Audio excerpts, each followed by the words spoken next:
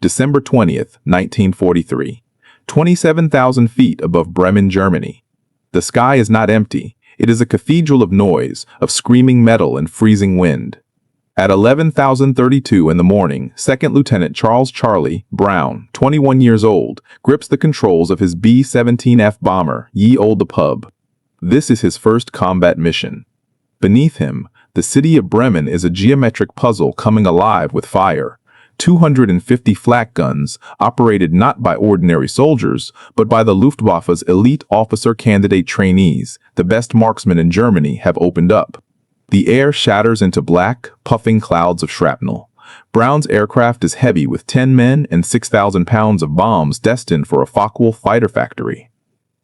The briefing that morning warned of hundreds of enemy fighters. What it didn't say was that Ye Olde Pub's assigned position was the most dangerous in the entire formation, the low squadron, the trailing edge. The veterans of the 379th Bombardment Group have a grim nickname for it, Purple Heart Corner. It's where German attackers strike first, where defensive fire from neighboring bombers can't overlap. New crews are always assigned there. Brown's crew is the newest of all. Before the bombs can fall, destiny strikes. A 20mm cannon shell, not flak, but a direct, aimed shot from a German fighter explodes directly in front of the cockpit. The world disintegrates in a blast of sound and cold. The plexiglass nose shatters. At 60 degrees below zero, a 150-mile-per-hour hurricane screams through the fuselage. The number 2 engine is dead. The number 4 engine begins to overspeed wildly, forcing Brown to throttle it back. Ye Olde Pub slows, crippled. The tight protective formation of B-117s pulls ahead, a shield moving away. In seconds, the bomber is alone, a wounded giant trailing smoke over hostile sky. And the wolves see it. 12 to 15, Messerschmitt Bf-109s and Focke-Wulf 190s descend. The attack is methodical, merciless, lasting over 10 minutes. Cannon shells rip into the fuselage. The number 3 engine is hit, dropping to half power. The oxygen system ruptures, the precious gas bleeding into the void. Hydraulic fluid sprays, electrical systems short and die. In the tail, Sergeant Hugh Ecke Eckenrode, the tail gunner, takes a direct hit from a 20mm shell. He is killed instantly. Most of the other 9 men are wounded. A bullet fragment tears into Brown's right shoulder. The extreme cold performs its own treachery, freezing the oil in the bomber's defensive machine guns. Of the 11 guns, only 3 can fire. Then, the oxygen runs out. At 27,000 feet, the human brain begins to shut down. Brown feels his vision tunneling, his hands going numb on the controls. Beside him, his co-pilot, Spencer Pinky, Luke, slumps unconscious. Charlie Brown's last coherent thought is a devastating realization. His crew is going to die on their very first mission. Then, everything goes black. Ye Olde Pub, uncontrolled, nose-heavy, begins a death plunge. It falls from the thin, frozen heights, accelerating past 300 miles per hour in a screaming dive. The battered airframe shudders, threatening to tear its wings off. They spin through cloud layers, descending towards the green and brown patchwork of northern Germany. They have mere seconds before impact. But at approximately 1,000 feet, the miracle of thicker, oxygen-rich air revives the pilot. Brown's eyes flutter open. The ground is terrifyingly close, a blur of forest and field. With a groan of sheer will, he grabs the yoke and pulls back with all his remaining strength. The B-117 responds, groaning, leveling out just above the treetops. Brown surveys the horror. Blood is smeared across the cockpit. His crew is wounded, moaning. His tail gunner is dead. His aircraft is a shattered skeleton of itself, and he has just flown directly over a German fighter airfield. On that field, a Luftwaffe ace named Franz Stigler, 28 years old, is refueling his Messerschmitt Bf-109 G6. He has already shot down 2 American bombers this morning. One more kill. A simple, crippled target like this would earn him the Knight's Cross, Germany's highest military honor. He looks up, sees the limping B-17, and knows it is his. The engine of his fighter roars to life. Franz Stigler's Messerschmitt climbs into the cold December sky, its engine note a rising snarl. He is a warrior of the old school, with 487 combat missions and 27 confirmed victories. He has been shot down 17 times, bailed out of burning aircraft 6 times. The war has taken his brother, August, a bomber pilot lost over England in 1940. All Stigler has left is his skill, his honor, and a desperate desire for the Knight's Cross. A validation of his sacrifice, a tribute to his lost brother. He closes on the B-17 with practiced ease. The bomber is a pitiful sight, flying so low its shadow races across the pine tops. Stigler slips into the classic killing position, behind and below the tail. His finger finds the trigger. His gun sight settles on the shattered rear of the American plane. One sustained burst from his twin machine guns and 20mm cannon will tear the bomber in half. The Knight's Cross is seconds away. But what Franz Stigler sees through his canopy makes his blood run cold. The tail gunner's compartment is a mangled cage. Through gaping holes in the fuselage, he can see the body of a young airman, slumped and still, blood frozen in long crimson icicles from the shattered plexiglass. The gun is silent. He edges closer, pulling alongside the bomber's ravaged flank. He sees more wounded men through the torn skin of the aircraft. A crewman with a bloodied face, another clutching a leg ripped open by shrapnel. He sees the pilots in the cockpit, fighting the controls, their faces masks of exhaustion and terror. None of the guns are tracking him. They are defenseless. In this moment, Stigler is transported from the snowy skies of Germany to the sun-baked Libyan desert. He hears the voice of his former commanding officer in North Africa, Gustav Rodel. "You are fighter pilots first, last, always. If I ever hear of any of you shooting at a man in a parachute, I will shoot you myself." The code was absolute. To kill a defenseless man was not combat, it was murder. It stripped a pilot of his honor. This B-17, Stigler realizes with dawning clarity, is no different from a man in a parachute. It cannot fight back. It can only die. To shoot it down would be an execution, a butchery, not a victory.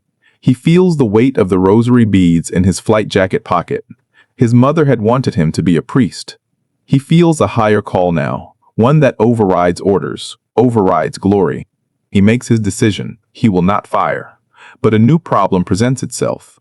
The American pilot is flying west, deeper into Germany, on a course that will take him over more airfields, more flak batteries. If Stigler leaves him, someone else will surely finish the job.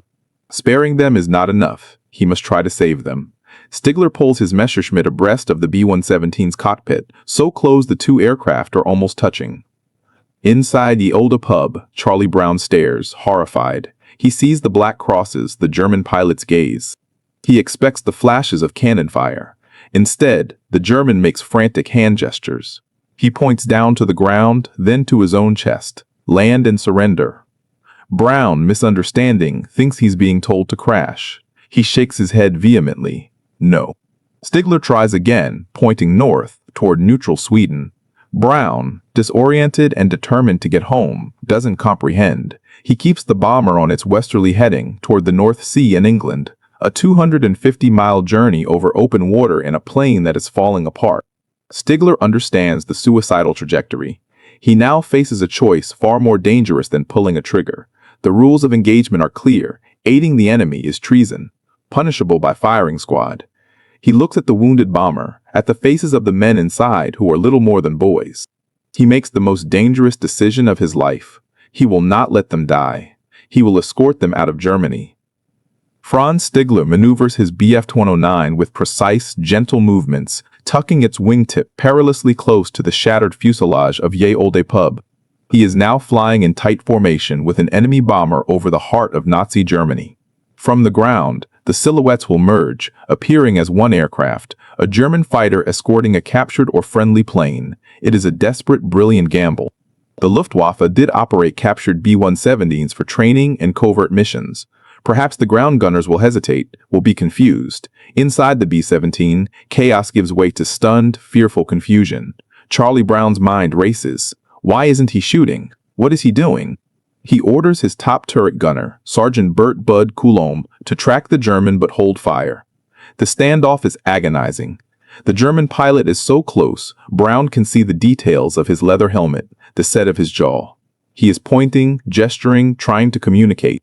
Brown can only shake his head, his course set for the sea. Mile after agonizing mile, the odd couple of the sky drones westward. They pass over farmhouses where civilians might look up. They cross roads choked with German military traffic. Every second, Brown expects the erupting flash of a flak battery or the arrival of another German fighter squadron. Stigler's presence is their only shield, and it is terrifyingly fragile. His own aircraft is damaged. A 5D caliber bullet from his earlier combat is lodged in his radiator, his engine temperature climbing. He is risking not just court-martial, but death from mechanical failure. Stigler's mind is a storm of calculation and memory. He thinks of his dead brother August, lost in the cold waters of the English Channel. He thinks of the code of Rudel. He forces his breathing to stay even, his hands steady on the stick. He must look like he belongs here, that this is a routine escort. Any sign of distress, any deviation could give them away. Finally, the coastline appears ahead, the Dutch coast, and beyond it, the leaden, winter-gray expanse of the North Sea. This is the most dangerous moment yet. The Atlantic wall defenses are thick here. Radar stations, observer posts, anti-aircraft batteries specifically trained to identify and destroy any aircraft trying to flee to England. A lone, struggling B-17 would be target practice. Stigler knows he must see them through this final gauntlet. He edges even closer, his wing nearly overlapping the bombers. He is now a physical part of the B-117's profile, a deliberate blur of identities for the gunners below. He flies with an audacious calm, projecting an aura of normalcy. Look at us. We are meant to be here. They cross the beach. The North Sea opens up, vast and inhospitable. Miraculously, not a single gun fires. The escort is complete. They are over international waters. Stigler has done the impossible. He looks across the gap at Charlie Brown. Their eyes meet the young American, bloodied and desperate, the veteran German who has just committed an act of treason out of mercy. Stigler does something then that Brown will never forget. He raises his right hand to the brim of his helmet, a crisp, formal salute, a warrior's acknowledgement. Then, he banks his Messerschmitt to the left, turning back toward the German coast. He cannot follow them across the sea. His fuel is low, his engine is overheating. He must return to his base, to his war, and carry the secret of what he has done. Charlie Brown watches the fighter disappear into the haze, his emotions a tangled knot of relief, disbelief, and profound, unanswerable questions. Who was he? Why did he do that? But there was no time to ponder.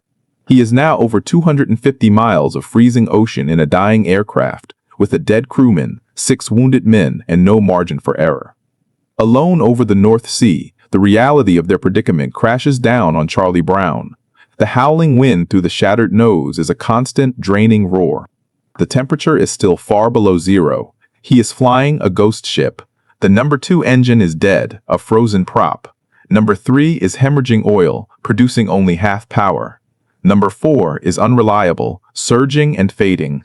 Only the number 1 engine runs true. His airspeed is a precarious 140 miles per hour. Any slower, and the B-17 will stall and plunge into the black water below. Behind him, his crew fights their own battles. In the radio room, Sergeant Richard Andy, pitch out, shrapnel embedded near his eye, tries vainly to repair the shattered radio. He taps out SOS signals into silent static. In the waist, Sergeant Alex Russian Yelesanko clutches a leg torn open by cannon fire. The morphine syrettes are frozen solid. His crewmates can only apply pressure to the wound with ragged cloth. In the ball turret, Sergeant Sam Blackie Blackford has lost all feeling in his feet. The electrical heating in his suit failed during the attack, and frostbite is taking hold. The acrid smells of cordite, blood, and fear fill the fuselage. And in the tail, the body of Sergeant Hugh Eckenrode remains at his post. There is no time for ceremony, no way to move him. His presence is a silent, heavy weight on every man's soul. Brown's world narrows to the instruments, the feel of the controls, and the endless gray horizon. His wounded shoulder throbs. Every minute is a calculation of distance, fuel, and structural integrity. The airframe groans with every gust, a reminder of the catastrophic damage. If they ditch in the sea, they will last minutes in the freezing water. The life rafts are likely shot to pieces. This is a one-way flight, England or nothing. For 2 eternal hours, ye olde pub limps westward. The engines cough. Ice forms on the wings. Men slip in and out of consciousness from pain and blood loss. Brown fights off a terrifying numbness, both physical and mental, by focusing on the small movements of the controls, the minute adjustments that keep them aloft. He is no longer a rookie on his first mission. He is a commander carrying his men home against impossible odds. Then, a faint dark line appears on the western horizon. It solidifies into the white cliffs of England. A sound, something between a sob and a cheer, escapes Brown's lips. They have made the coast. But the ordeal is not over. Their home base, RAF Kimballton, is too far.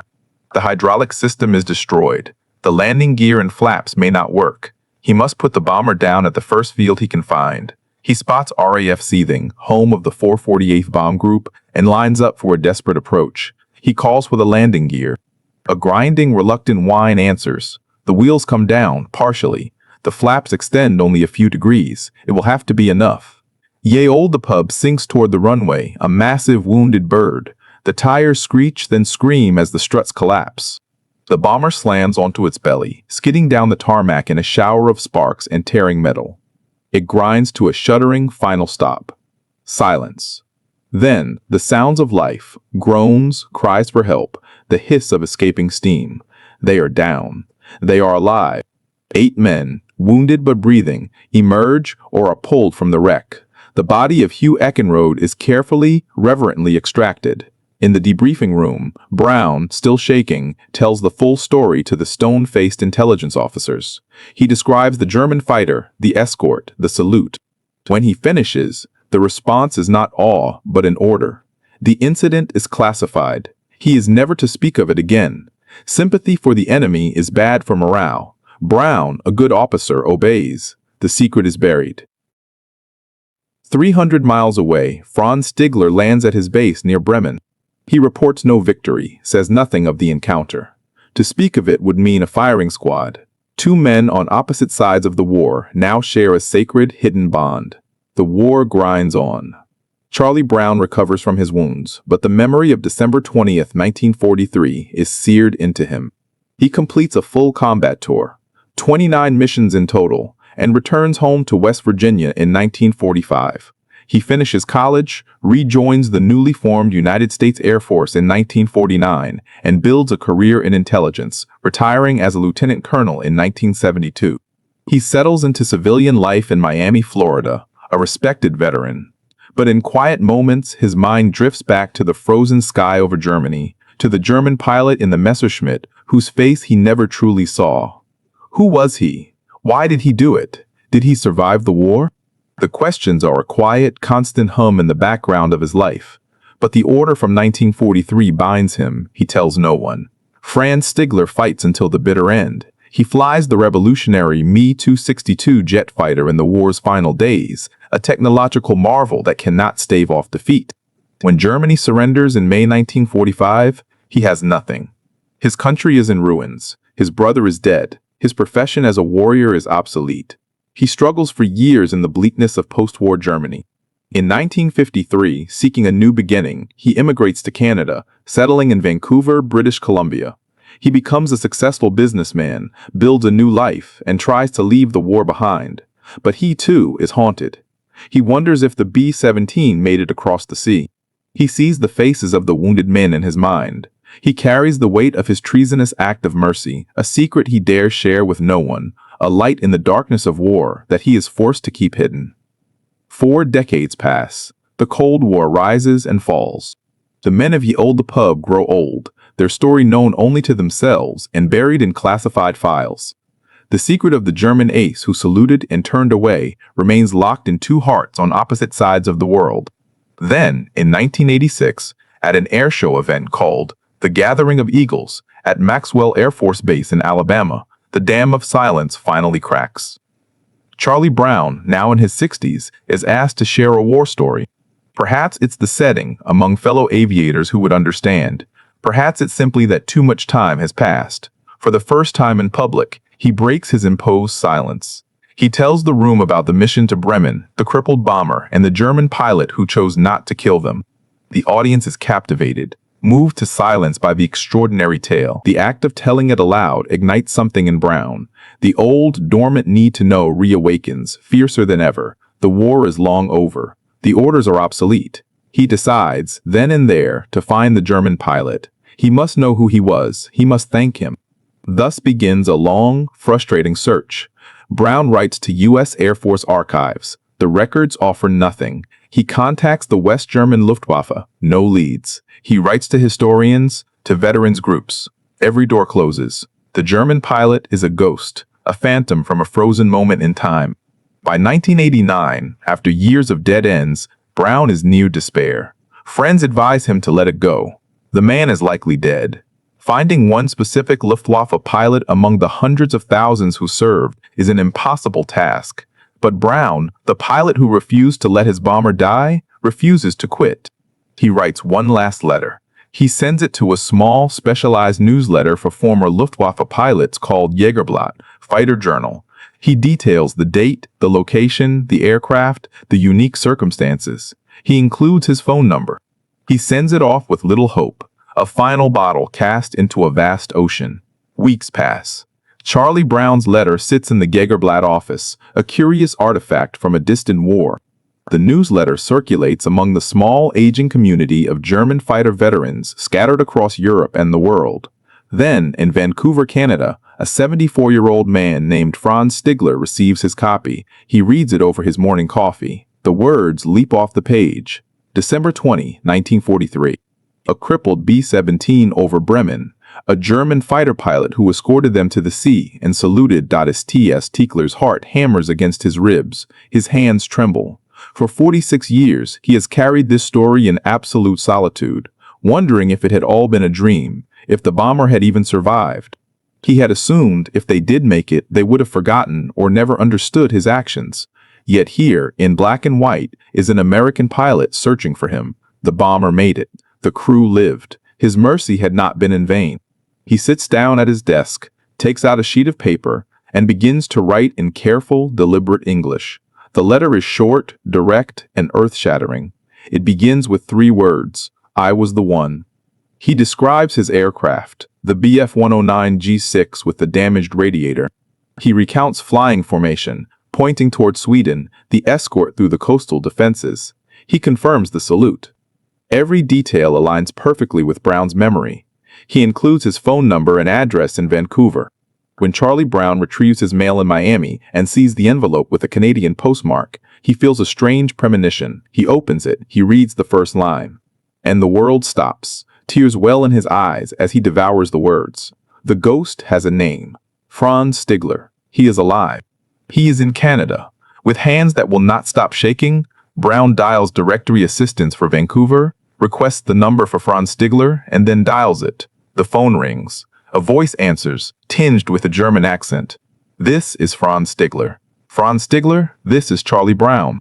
I'm the pilot of the B-17 you saved. A long, profound silence hangs on the transcontinental line.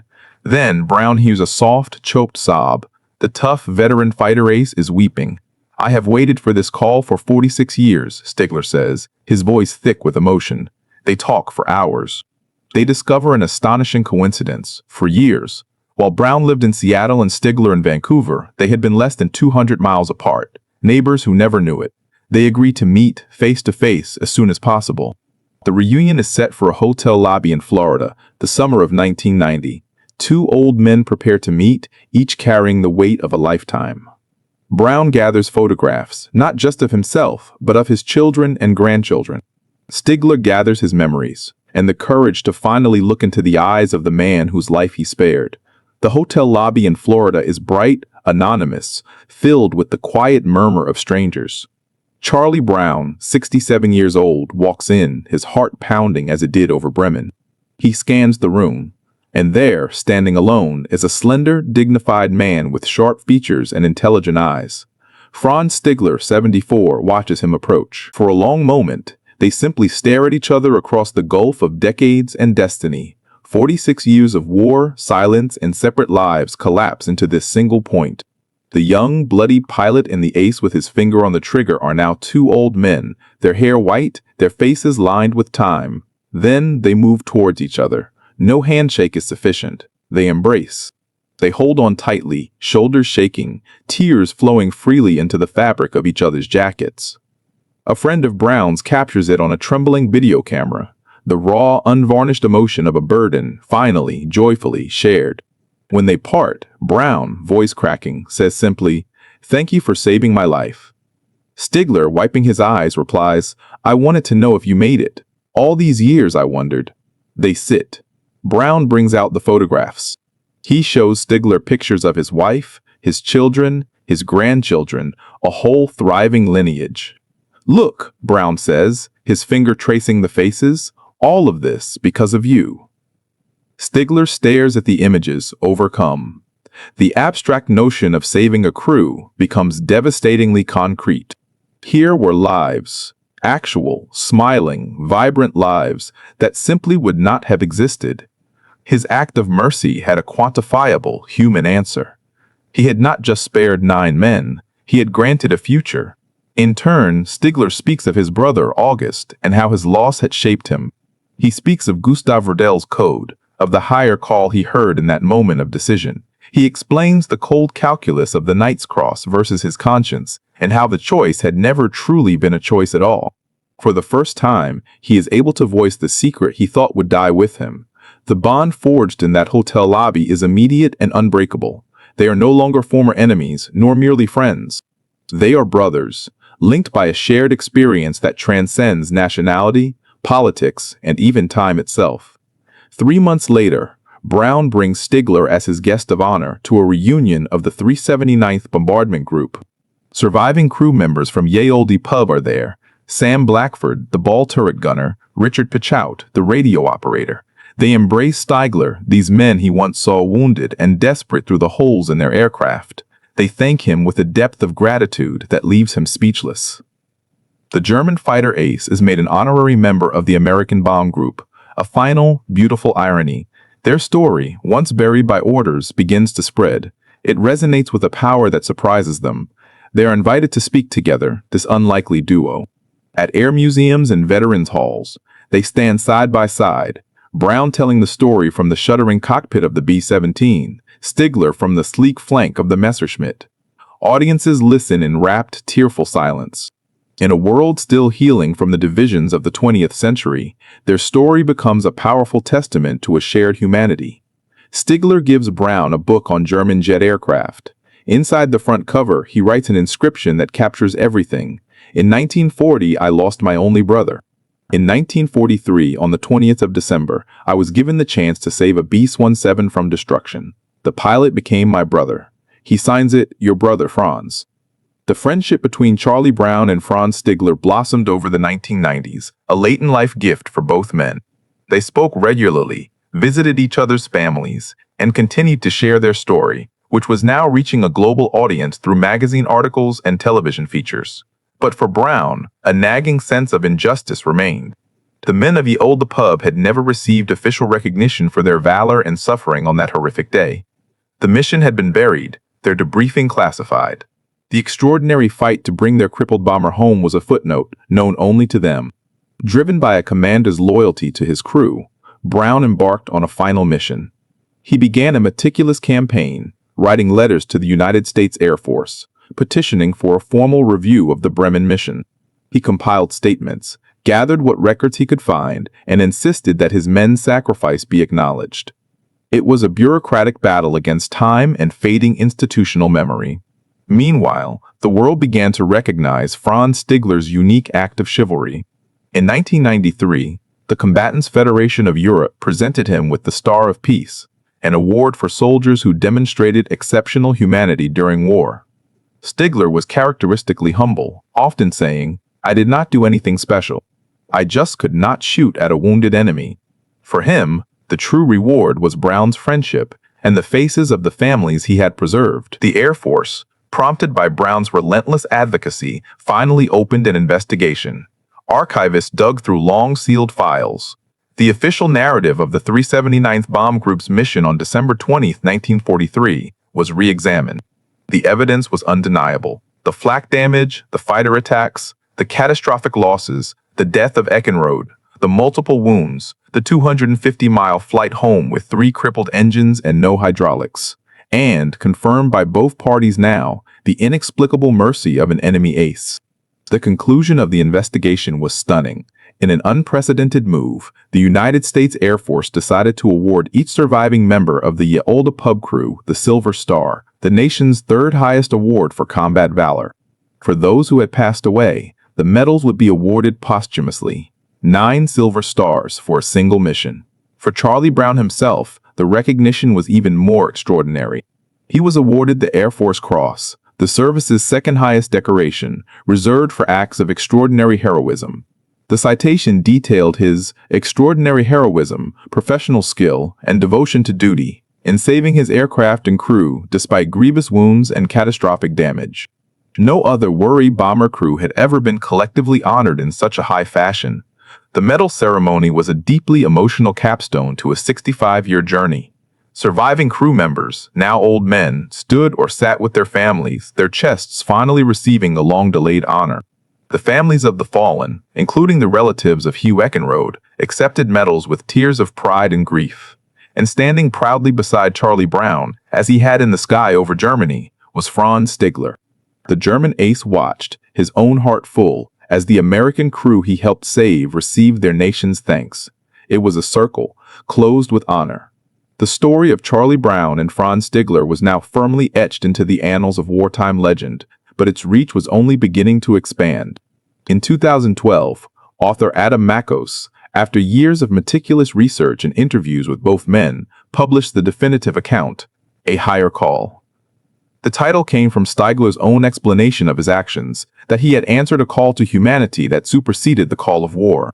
The book became a New York Times bestseller, captivating a new generation with its profound message of mercy in the midst of mechanized slaughter. Readers were not just learning history, they were witnessing a timeless parable about the choices that define us. The story's resonance transcended literature. In 2014, the Swedish power metal band Sabaton, known for historical war songs, released No Bullets Fly. The track's powerful lyrics and driving melody immortalized the encounter for millions of music fans worldwide, many of whom had never picked up a history book. The chorus rang out as a tribute. Fly, fighting fair, it's the code of the air. Brothers, heroes, foes. The physical memory of Ye Olde the pub also took flight. In 2019, a painstakingly restored B-17 flying with the Erickson Aircraft Collection in Oregon was repainted in the exact markings of Brown's bomber. This flying museum piece, roaring across American skies at air shows, became a tangible, breathing memorial. People could look up and see not just any bomber, but the very silhouette that Stigler had chosen to spare, a symbol of resilience and unexpected grace. Yet, for both men, now deep into their twilight years, the most powerful legacy remained personal. At reunions, Stigler would be surrounded not just by Brown, but by the children and grandchildren of the crew. He once stood before a gathering of over 25 people, teachers, doctors, artists, parents, all of whom existed solely because he had lifted his finger from the trigger. He was overwhelmed, often moved to silence, by the living proof of his decision. The Knight's Cross he had coveted would have been a piece of metal in a drawer. This thriving, loving lineage was a reward beyond any medal. The two brothers, bound by sky and secret, cherished their remaining time. They spoke weekly, their conversations easy and familiar. The war was far behind them. Now it was about family, health, and the quiet joy of a friendship that had cheated time. But the relentless march of years could not be stayed forever. Franz Stigler, the veteran of 487 missions, passed away peacefully in Vancouver on March 22, 2008. He was 92 years old. When Charlie Brown received the call, he felt a profound loss, but also a deep peace. His brother had died knowing his mercy had mattered, that the story was told, that he was loved. And then, as if one could not bear to be parted from the other for long, Charlie Brown died just 8 months later, on November 24, 2008, in Miami. He was 87. They were reunited, their final secret mission together complete. They left behind a story that was no longer theirs alone. It belonged to history, and to anyone who needed a reminder that even in our darkest hours, a spark of honor can light the way. The echoes of a single decision made in the frozen skies of 1943 did not fade with the passing of Charlie Brown and Franz Stigler. Instead, their story solidified into an enduring legacy, a modern parable taught in classrooms, discussed in officer training, and shared across kitchen tables. It is a story that asks the simplest, most profound question: what is true honor? A Higher Call remains in print, translated into dozens of languages. The Sabaton song, No Bullets Fly, continues to stream millions of times, its comment sections filled with young people discovering the story for the first time, writing, "I never knew war could have moments like this." The B-17 painted as "Ye Olde Pub Still Flies," a roaring physical testament. At air shows, grandparents pointed out to grandchildren not just as a warplane, but as a vessel of a miraculous survival. But the most profound legacy is written not in books or metal, but in human lives. It lives in the family of Hugh Eckenrode, the fallen tail gunner, who finally learned the full measure of his uncle's sacrifice and the mysterious grace that surrounded his loss. It lives in the descendants of the crew, now numbering in the dozens, who gather for reunions and speak of Franz with the affection of a beloved great-uncle. Every birthday, every graduation, every ordinary moment in their lives is a silent tribute to a choice made by a stranger in a German fighter plane.